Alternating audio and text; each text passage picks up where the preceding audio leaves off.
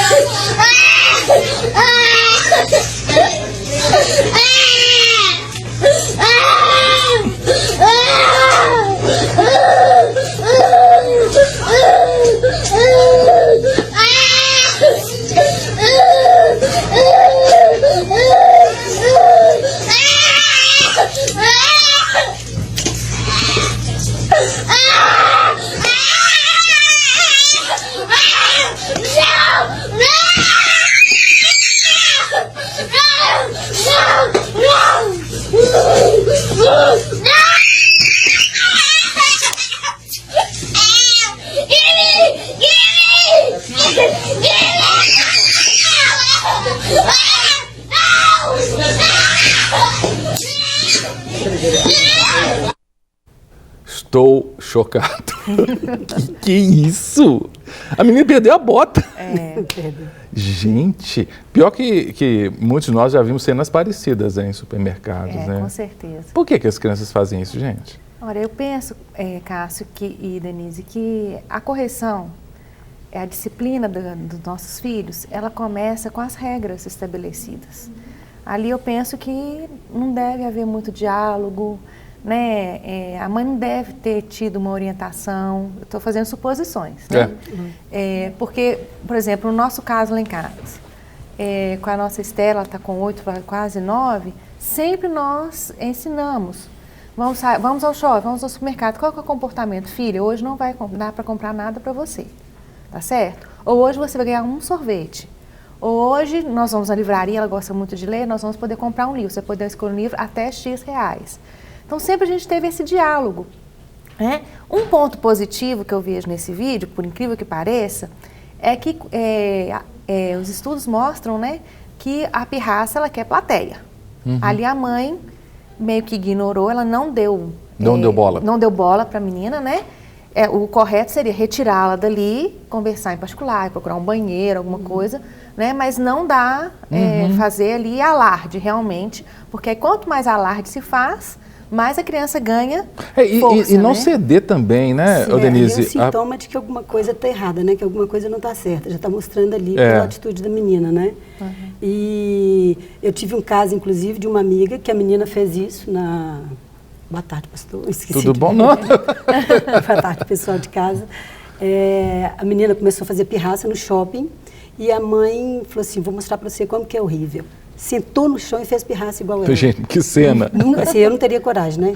E ela fez e a menina nunca mais fez pirraça. Então já é um sintoma que alguma coisa está errada, o assunto hoje é correção de filhos, né? Então vamos olhar no dicionário o que significa correção. É ato ou ação de corrigir. Se você tem que corrigir porque alguma coisa já não está certa. Então, o que acarretou essa coisa errada? Quem te ensinou? Se a criança sabe? Alguém ensinou? Alguém falou para ela qual que é o certo? Então tem essa questão toda aí para ser trabalhada, né? Meu marido costuma falar que quando nasce um filho, nasce uma mãe. Então eu não nasci sabendo. A mãe não nasceu sabendo o que fazer.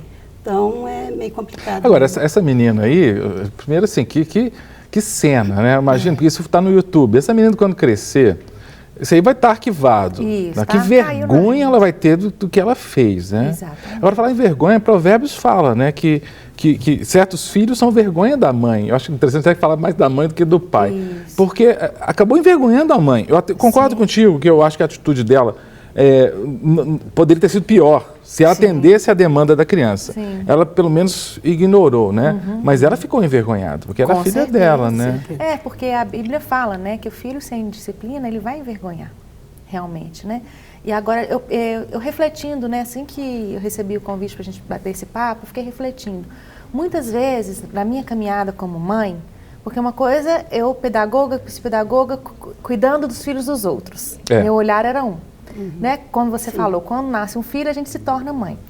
E muitas vezes a gente acha que a criança já sabe coisas elementares, como, por exemplo, sentar-se à mesa e comer. Depois que você ensinou ele pequenininho, não sabe.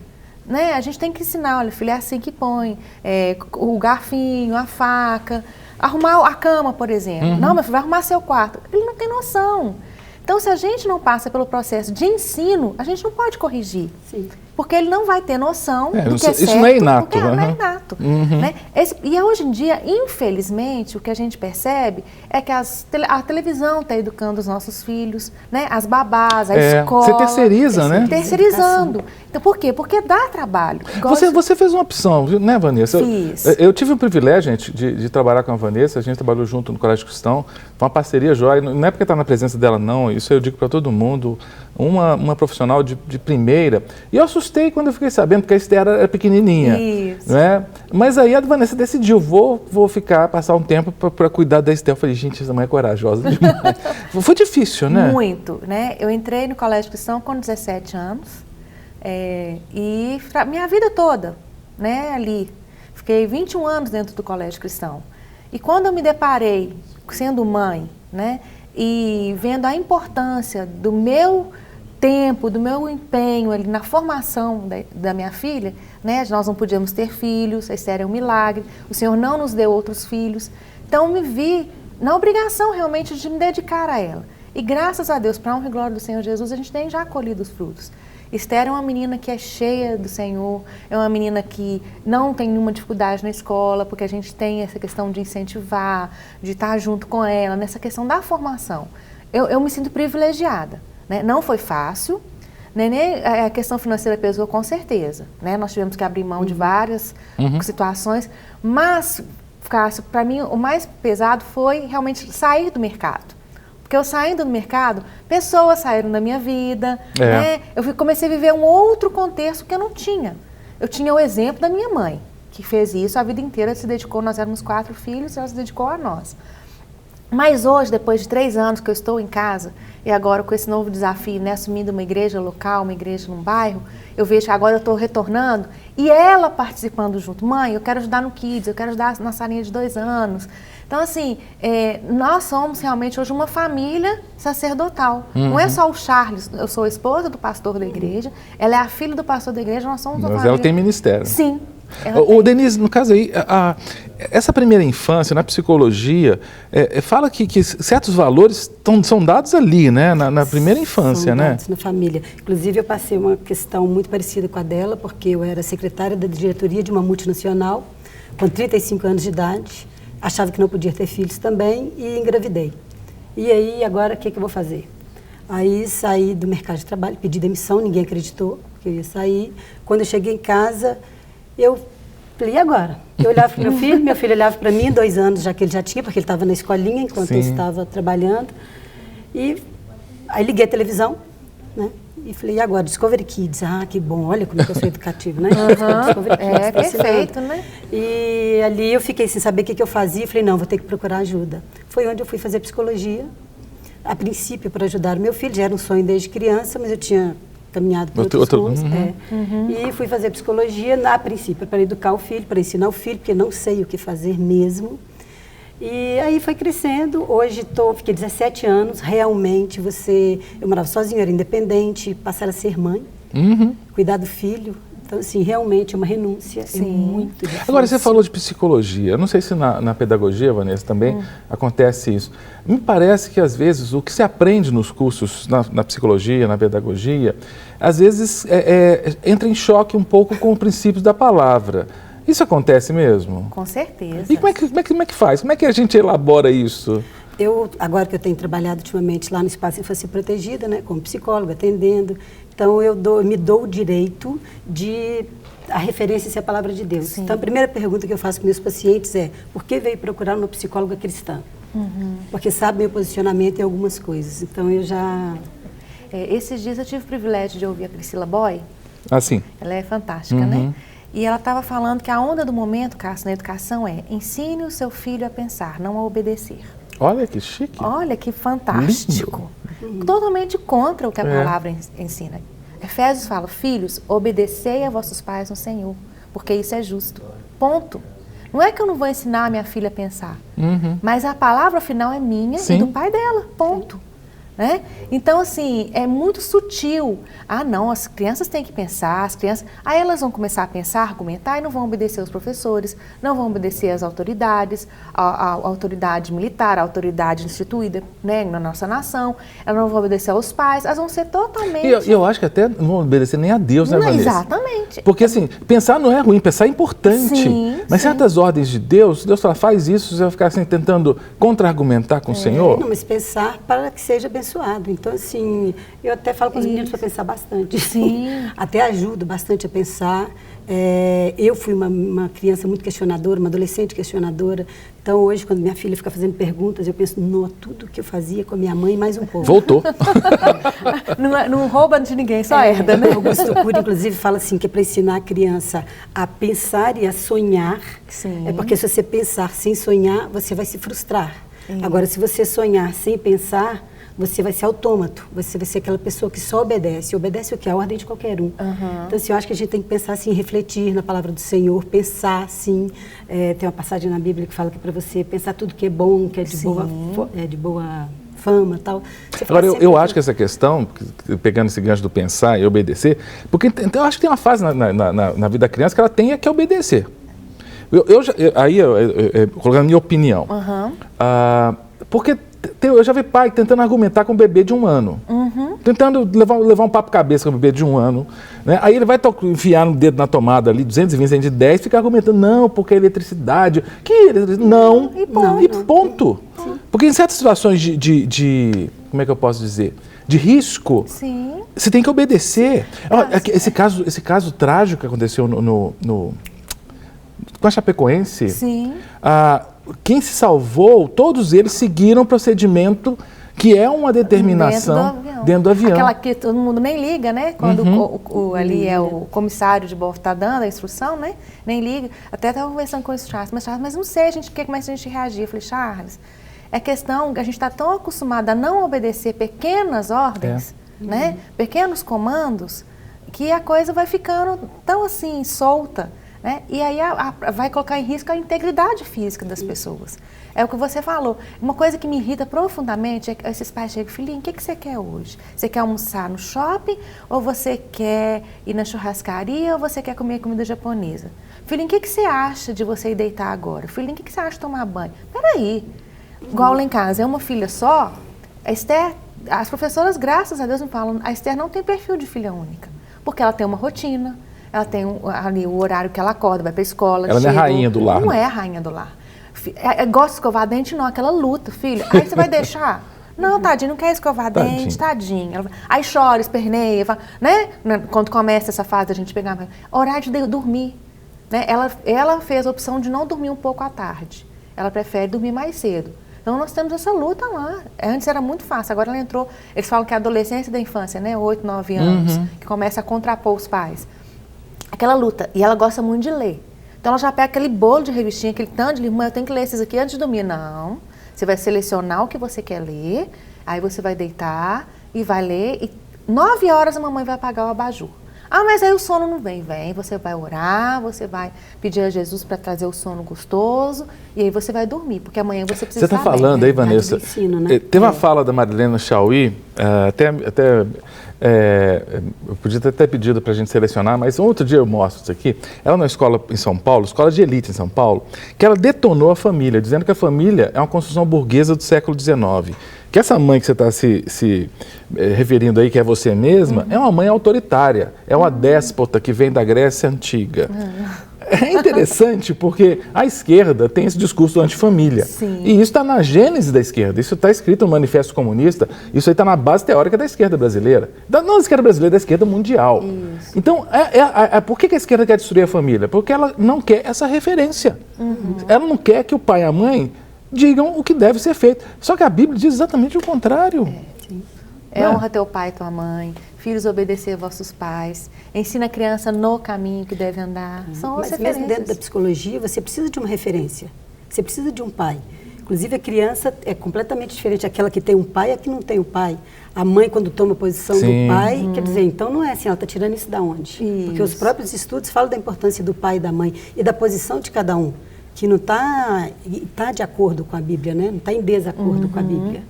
Eu achei legal que no dos textos de Piaget, me falta agora qual é, mas aquele que trabalha com jogos, ele faz os jogos com as crianças, e as crianças vão aprender regras, depois eu vou lembrar o nome. Mas ele tem uma frase que é muito legal, que Piaget fala assim, que em certos momentos é preciso dar ordens incompreensíveis para as crianças, e elas têm que aprender a obedecer. Gente, até Piaget, até Piaget admite isso, né? Agora tem pai que é mole, né? Tem pai que na realidade eu acho assim, eu acho que é covarde, sabe? Não quer passar. Né, quer ser legal com o filho, né? Quer ser legal, né? Isso é preocupante. Tem um ouvinte, ó, mania da rádio, desculpa, telespectador, mas também ouve, então é ouvinte. A Zenilda, nossa querida Zenilda, diz assim, quando eu era solteira, meu primo fez isso e eu fiquei brava. E a mãe dele disse que meus filhos iriam fazer pior. Ó, jogou a praga, né? Agora, hoje eu tenho 3 e nenhum deles fez isso, Zenilda. Zenilda, eu vou te parabenizar, mais do que parabenizar seus filhos, porque se eles não fizeram, eu acho que tem a mãe aí. Tem a mãe aí, não é? Uma mãe participativa, né? Uma mãe presente na vida deles. E que é a lei, né? O pai, na psicologia, ele é a lei, né? Ele entra a mãe, é aquela que cuida, que protege e tal. O pai entra para... O pastor Cláudio Duarte costuma falar que a mãe é a lei de trânsito, ele fez um paralelo com a lei de trânsito, a mãe é a lei de trânsito e o pai é o radar. Então, você sabe que tem a lei, que tem que obedecer e você passa naquele ali perto, né? Você senta, você passa mais. Mas se tem um radar, você obedece. Denise, o Ministério que você trabalha, Infância Protegida, atua muito com essa questão, né? As crianças sendo protegidas desse mundo aí que está propondo sedução, propondo pornografia, tanta coisa, Sim, né? A gente trabalha com o pastor Washington, né? E ele trabalha, o carro-chefe dele lá é o abuso em geral, mas o abuso sexual infantil, né? Então ele faz vários congressos, ensina a orientação para os pais. Nós temos muito curso lá, porque o que eu comentei antes, que eu larguei tudo e fui fazer psicologia. Eu tive condições financeiras, com tempo, uma série de coisas para fazer isso. Não é que toda mãe, você mãe, vou ter que fazer psicologia, não é isso, né? Então, para ajudar, a gente precisa de ferramentas para ajudar as mães. Isso. Tem a igreja que ajuda, tem pessoas que não frequentam a igreja. Então, tem o curso lá, o Bons Tratos em Família, que foi feito pelo psiquiatra uruguaia, é da Juventude para Cristo. E a gente está dando esse curso lá para os pais, ensinando, inclusive tem para os oficineiros, né, se você quiser aprender da oficina, sobre bons tratos em família. Então, ensinar ao respeito, ensinar a cuidar do corpo. Nós temos também que também eu faço parte do curso de princesa aos olhos do pai. Então, a gente ensina a menina a ser menina, no sentido de também cuidar do corpo, educação sexual, falar sobre sexualidade, dependendo da idade, que a gente divide em idades, cuidar do quarto, arrumar o quarto. Minha filha tem um quarto, ela fez o curso, eu tenho um casal de filhos. O quarto dela, a gaveta dela, depois desse curso, é antes e depois. Inclusive, foi muito criticado, porque eles levaram a escola de princesa para São Paulo agora há pouco tempo. Já tem em Belo Horizonte, Uberlândia. A Esther já teve a oportunidade de fazer algumas participações, também lá na Infância Protegida. E foi o pessoal, a mídia lá em São Paulo, ficou bravíssima. Foi em cima, foi inclusive a Silvia Bravanel que abriu essa franquia lá, que nós estamos ensinando as meninas a serem subjugadas, né? Porque o pessoal confunde submissão com ser subjugado, né? Desde pequenas. E aí criaram agora a escola de desprincesamento. Ah, que maravilha. Né? Que é ensinar a ser feminista, a mulher tem que resolver a vida dela. Então, mais do que nunca, né? Nós famílias estamos tendo que ter esse cuidado de ensinar os nossos filhos no caminho. No caso da nossa participante, da Lucimara, conversar com a vovó, olha, nesse momento você não vai poder ter o papel de vó, como normalmente é tão gostoso, que vó é mãe com açúcar, né? A partir do momento que ela está assumindo, contribuindo, passando o dia com essas crianças, ela vai ter que assumir um papel também de mãe, que é colocar as regras, de dar o limite, de corrigir. A Esther, quando eu entrego, agora ela está na casa do avô, do pai do Charles. Ela já sabe, quando ela vai para a casa dos avós, eu estou passando a autoridade no sentido, inclusive, de correção. Se precisar chamar atenção, se precisar ficar lá pensar um pouquinho, se foi falta desrespeitosa, Então, ali a autoridade está com o Almeida e com a Estela agora, né? Ela vai na casa da minha mãe, a autoridade está na casa da minha mãe. Porque ela tem que entender que eu confio nessas pessoas e que essas pessoas estão junto comigo. E é muito interessante. Um tempo atrás, ela foi na casa de uma pessoa da célula, ela não tem filhos, um casal. E aí eles colocaram ela para assistir, estava assistindo alguma coisa, Jornal Nacional estavam assistindo, eles cochilaram e começou a novela. E aí ela foi, acordou os dois e falou, gente, por favor, vamos mudar de canal, né? Por favor, isso aí não dá para assistir de jeito nenhum. Aí, Esther, o que você quer assistir? Lá em casa eu assisto assim, assim, assim, assim. Aí colocou num desenho lá, no canal. Aí ela falou assim, não, esse desenho não dá. É infantil, eu ensinei ela a olhar a faixa etária que fica ali, né? Eu ensinei a classificação. E aí ela falou assim, mesmo isso aqui não dá, porque mesmo falando que é da minha idade, não dá, tem coisa que não dá para ver. Por quê? Porque realmente é gastar tempo, vamos sentar, mesmo o Discovery Kids, né, ajudando, entre aspas, já tem muita coisa que está ali, que está desvirtuando, né? É a própria agora do momento, a tal da Peppa Pig. Ela chama o pai dela de papai bobinho o tempo todo. Papai bobinho, papai bobinho. Isso não é só brincadeira, não né? Não é só brincadeira. Uma criança que é na fase de 2 anos, de 3 anos, eu tenho uma sobrinha nessa faixa etária, o que começa a fazer? Papai bobinho. Começa como brincadeira, mas o que está passando no consciente da criança? Meu pai é bobo demais, né? Tô tirando totalmente essa figura de autoridade. Papai pode brincar, papai é brincar. Agora, essa autoridade paterna e materna, eu fico pensando nos meus netos, né? Que virão aí. E penso nos meus filhos, que serão pais dos meus netos. Eles terão um trabalho muito maior do que eu tive, por causa da própria legislação brasileira atual. Eu criei meus filhos, eu podia corrigi-los sem o risco de ser preso por estar corrigindo meus filhos. Isso. Né? Podia botar de castigo, podia repreender, podia dar a gente dava chinelada na época. Chinelada até que não dava não, mas dava uma varadinha e tudo. E posso falar que o meu crime prescreveu, tá? Todo mundo já passou de 18 anos, então meu crime prescreveu, ninguém pode me prender por isso mais não. Mas hoje em dia eu fico pensando, como é que vai ser, gente? Quem tem filho pequeno, como é que faz para corrigir? Porque você tem o discurso da metáfora da varinha, que a varinha é uma metáfora, é uma figura de linguagem. Gente, eu dou aula de hermenêutica. Quando é figura de linguagem, Jesus fala, eu sou a porta. Isso aí é figura de linguagem, Jesus não é a porta. Agora, quando fala vara. E aí? Né? Como é que os pais contemporâneos podem fazer para corrigir os filhos sem o risco de serem presos, serem denunciados ao ECA, pelo ECA, ao Conselho Tutelar? Tem jeito? Ou não? O negócio é fazer alternativas novas de correção. Olha, a Bíblia é imutável, né? A Bíblia está ali, a palavra de Deus, a Bíblia não vai sendo atualizada no decorrer do tempo. Só que a Bíblia é muito clara.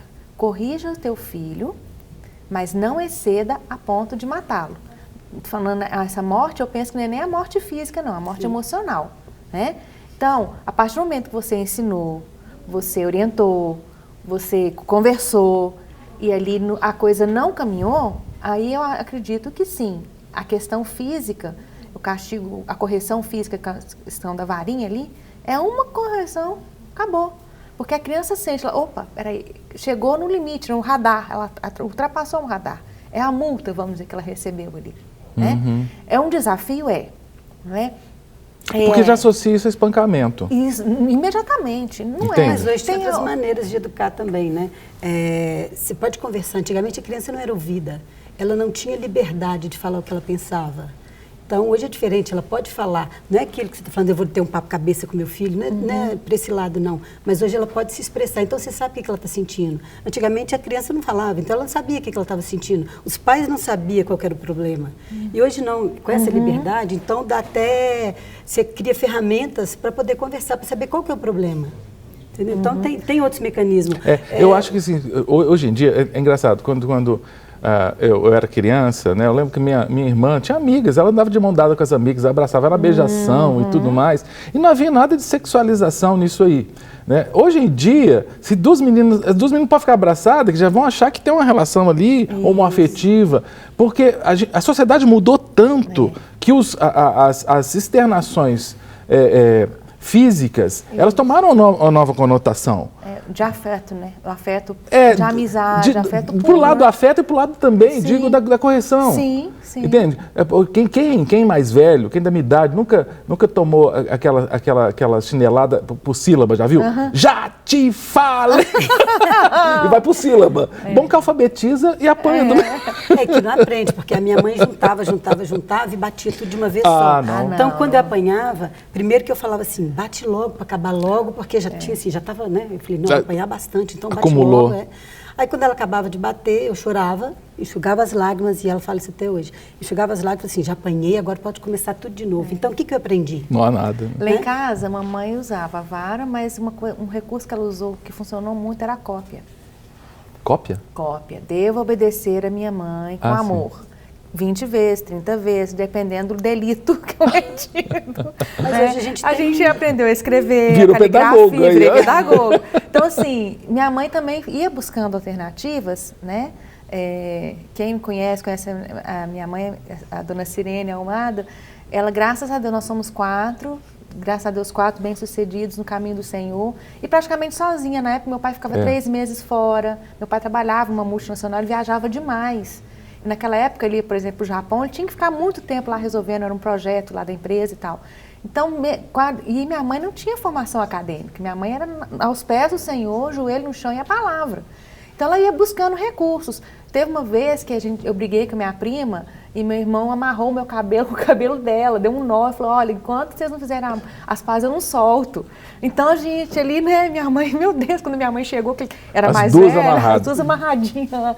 Então, assim, e hoje minha prima assim, né? Então, assim, são alternativas que foram sendo buscadas que hoje em dia são extremamente recriminadas. Né? Agora, assim, corrigir... Está cerceando a liberdade dos pais dentro de casa, Pois é, mas corrigir, eu acho que um ponto que não pode ser negociado é que nunca se deve corrigir ou propor uma sanção quando se está nervoso ou nervosa. Com certeza. Ou alterado. Isso aí é porque aí... a premissa básica, né? Porque é raiva. Porque é raiva. Não é correção. Às vezes nem encosta a mão na criança, mas dá uma sanção tão absurda. Você nunca mais vai jogar o videogame, isso é coisa assim... porque hoje em dia você tem arma, que você tem a troca, né? Então, fez isso, eu amo tirar o celular. Porque o celular hoje é para tudo, né? Então, fez alguma coisa, já penso, e eu já vou longe, né? Até mais os psicólogos, não sei se indicam. Mas, enfim, 1 semana sem celular. Aí me respondeu, mas 2. Mas 3. E vai passando. Então, assim, já chegou 1 mês, eu fico pensando assim, fala mais para eu poder pôr mais tempo. Então, assim, já chegou dela ficar 1 mês sem celular. E até acostumar, fica tranquila. Mas você honrou, né? Honrei. Você manteve a palavra. Até mesmo porque é um casal, então um vigia o outro, né? Sim. Se eu deixar, mãe, aqui pegou, mãe, não sei o quê. Então eles assim, ajudam E a correção física também, Cássio, chega numa certa idade que não funciona. Não funciona. Não funciona. Né? Acho que é questão mesmo dos pais perceberem a criança. Cada criança é uma criança. É verdade.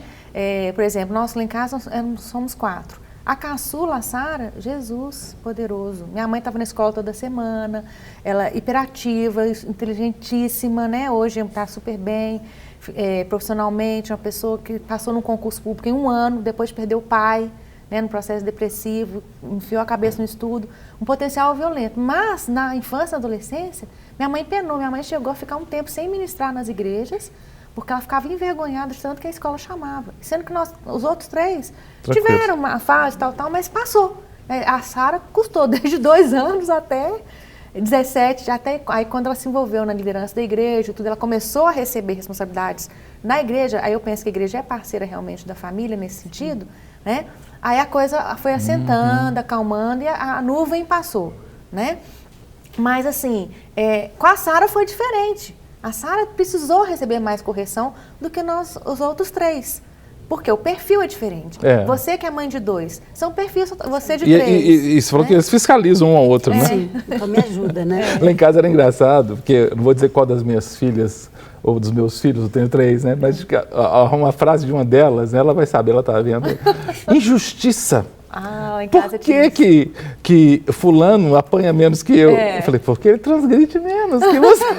Não, hoje tem a questão também, por causa de homem e mulher, pode, não pode, né? Então a menina fica assim, por que eu tenho que arrumar a cozinha? Eu falei, porque ele está estudando de manhã e de tarde. Aí o dia que ele tá, mas hoje ele tem que arrumar a cozinha. Aí assim, cobra, né? E cobra. É incrível que quando eu mando ele vai lá, arruma, calado, pronto e acabou.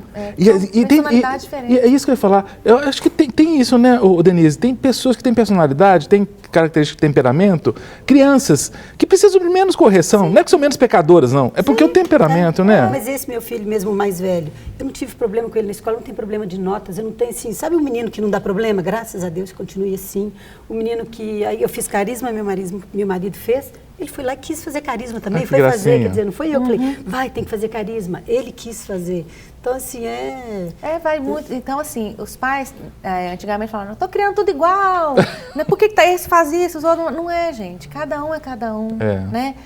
Espelhar na palavra de Deus, o nosso manual de fé e prática. A palavra de Deus é inegociável, nenhuma formação acadêmica, igual eu falo, minha mãe tinha 8ª série, que nós 4, né, meu irmão hoje é presidente de uma instituição bancária, minha irmã concursada, eu hoje dona de casa, mas psicopedagoga muitos anos, né, minha irmã também no meio, formada. Todos nós, ela conseguiu formar todos nós aos pés do Senhor.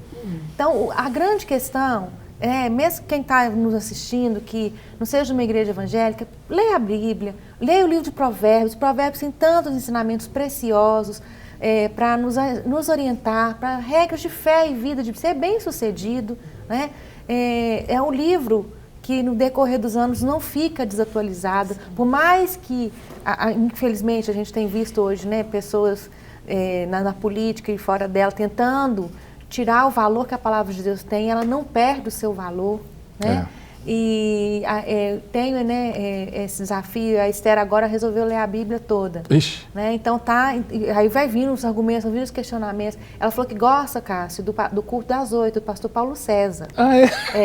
Que no Kids tem muita dança, muito teatro, que igreja é lugar de ouvir a palavra. O pastor Márcio, ela não entende muito bem, não. Mas o Paulo César é ótimo, porque ele está ensinando os sinais dos tempos. Ela está preocupada com a volta de Jesus. Olha que veio escatológica. Assim, essa semana, apocalíptica, mamãe, eu quero ir no culto com o vovô, porque lá o Paulo César está falando dos sinais. A gente tem que preocupar com a volta de Jesus. Meu Deus. Então, assim... Você vê que cada um é cada um. Cada um é cada um, né? Incrível. Então, assim, ela ama estar na igreja, ela ama a palavra do Senhor. Isso, para mim, é o que há de mais precioso. A gente tem que aprender a respeitar o filho. Isso é respeitar. Sim. É assim que ele quer. Respeitar não é deixar ele fazer o que ele quer.